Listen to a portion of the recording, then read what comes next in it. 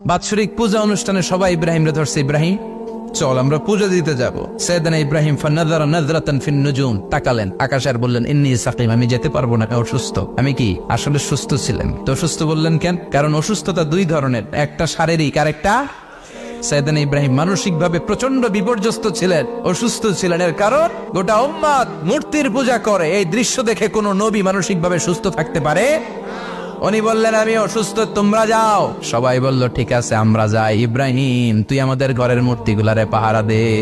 মূর্তি পাহারা দেওয়ার জন্য কারে পাওয়া গেছে? সাইয়েদনা ইব্রাহিম কয় ঠিক আছে আজকে পাহারা দিমু, জন্মের পাহারা।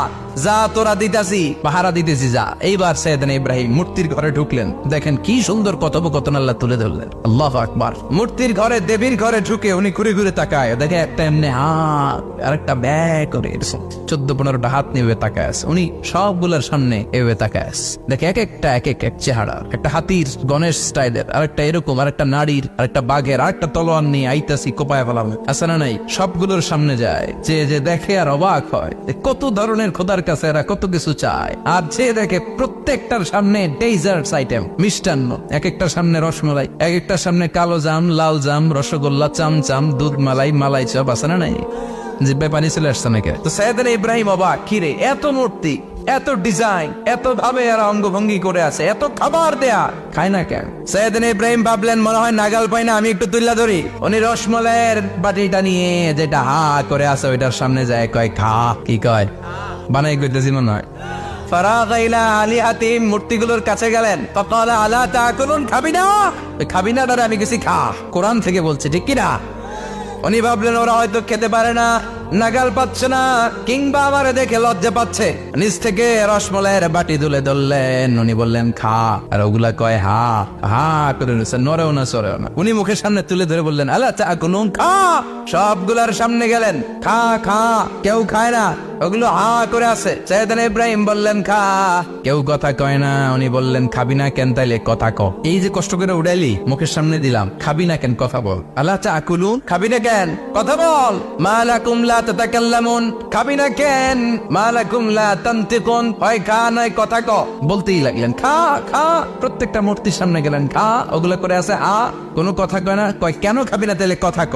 খায়ও না, কথাও কয় না। আপনার ছেলে বায়না ধরছে, আব্বা চানাচুর খাও। কি খাম? চানাচুর কিনে দিলেন, এই নে চানাচুর। এখন চানাচুর খায় না। কিরে বাপ খাবি না কেন? কথাও কয় না। খায়ও না, কথাও কয় না। এখন বাকি আছে কোনটা?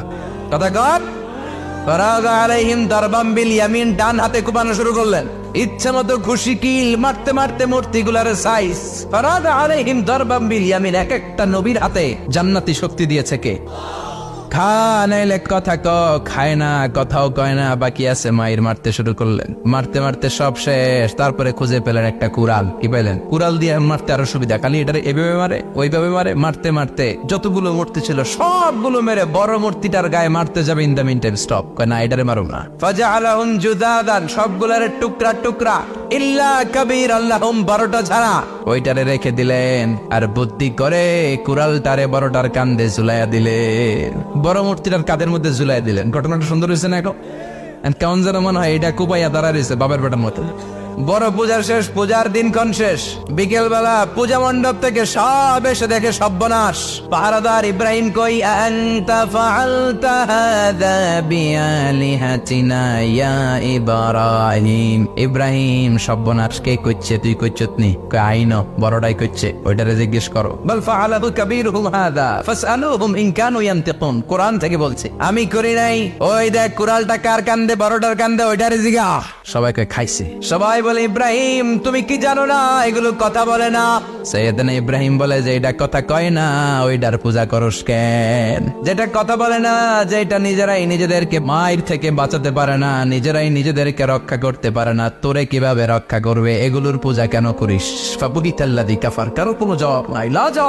সবাইকে ইব্রাহিম তুই বড্ড বেড়ে গিয়েছিস, তোরে নমরুদের কাছে নেওয়া হবে, রশি দিয়ে পেঁচিয়ে নমরুদের কাছে নেওয়া হলো। নমরুদের নাম শুনছেন? শোনেন নাই বোধহয়। শোনেন নাই?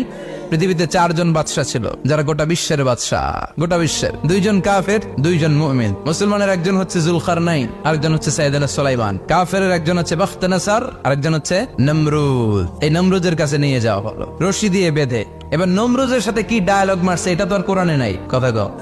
এটাও আছে। নমরুদ বলে ইব্রাহিম শুনলাম তুমি নাকি আমাদের খোদাগুলোরে মারছো, তুমি নাকি কোন আল্লাহর ইবাদত করো, তুমি নাকি কোন নতুন রবের তথ্য নিয়ে আমাদের বাবেল নগরীতে আগমন করেছো। আমি ছাড়া কোনো খোদা আছে বলে তো আমি শুনি নাই, এই বাবেল নগরীতে আমি ছাড়া কোনো খোদা আছে আজকে নতুন শুনলাম। কে তোমার খোদা, কি তার পাওয়ার? এবার ডায়ালগ মারা শুরু করলেন সাইয়েদনা ইব্রাহিম। সাইয়েদনা ইব্রাহিম বললেন রব্বি আল্লাযী ইউহয়ী ওয়া ইউমীত, আমার রব এমন রব যিনি জীবন দেয় আবার মরণও দেয়। নমরুদ বলে তাই তোমার আল্লাহ জীবন দেয় মরণ দেয়? আনা উহয়ী ওয়া উমীত। এবার নমরুদ ডায়ালগ মারতেছে, আনা উহয়ী ওয়া উমীত, আমিও তো জীবন দেই আমিও তো মরণ দেই। সাইয়েদনা ইব্রাহিম বললেন তুমিও যদি আমার আল্লাহর মতো জীবন দাও মরণ দাও তাইলে দেখাও। নমরুদ জেলখানা থেকে দুইজন ফাঁসির আসামিকে ধরে আনলো, ধরে এনে একটা ধারালো ছুরি নিয়ে প্রথম আসামির পেটের ভিতরে ধা করে ছুরিটা ভরে দিয়েছে, ফিনকি দিয়ে রক্ত ছুটলো, লোকটা ছটফট ছটফট ছটফট করতে করতে দুনিয়া থেকে বিদায়। এবার পেট থেকে ছুরিটা বের করে দ্বিতীয় আসামির পেটের মধ্যে ঢুকাতে যাবে ধা করে, in the meantime stop, ঢুকায় নাই, পেটে ঢুকাইতে যে ঢুকায় নাই। কয় ইব্রাহিম এই যে দেখো তোমার সামনে প্রথম লোকটারে আমি মৃত্যু দিলাম, প্রথমটারে দিলাম মরণ, পরেরটারে দিলাম জীবন। তোমার রব যেরকম করে জীবন দেয় আর মৃত্যু দেয় আমিও জীবন দেই আমিও মৃত্যু দেই। চিল্লায় পড়েন নাউযুবিল্লাহ। সাইয়েদনা ইব্রাহিম বিপদে পড়ে গেলেন, তাই তো আসলেই তো প্রথম লোকটারে মৃত্যু দিল, দেয় নাই? কথা কর, ছুরি মেরে রক্ত বের করে ওরে মৃত্যু দেয় নাই? পরের লোকটারও একই ভাবে মৃত্যু দিতে যে সেখান থেকে বাঁচিয়ে জীবন দিল। বেজাল আছে না নাই? এবার সাইয়েদনা ইব্রাহিম বলে ফাইন্নাল্লাহা ইয়াতি বিশ-শামসি মিনাল মাশরিকি ফাতি বিহা মিনাল মাগরিবি ফাবহিতাল্লাযী কাফার। সাইয়েদনা ইব্রাহিম বললেন বুঝলাম তুমি আমার আল্লাহর মতো জীবন দাও, বুঝলাম তুমি আমার আল্লাহর মতো মরণ দাও, কিন্তু নমরুদ খেয়াল করে শোনো, আমার আল্লাহ প্রতিদিন সকাল বেলায় পূব আকাশ থেকে জল জলে সূর্যটা উঠায়। তোমার যদি এরকম কোন ক্ষমতা থাকে তুমি আগামীকাল সকাল থেকে পূর্ব দিক থেকে সূর্য না উঠিয়ে পশ্চিম দিক থেকে সূর্যটা উঠাও। ফাবহিতাল্লাযী কাফার। এবার ধরা গেছে, এবার জায়গার মধ্যে দাও।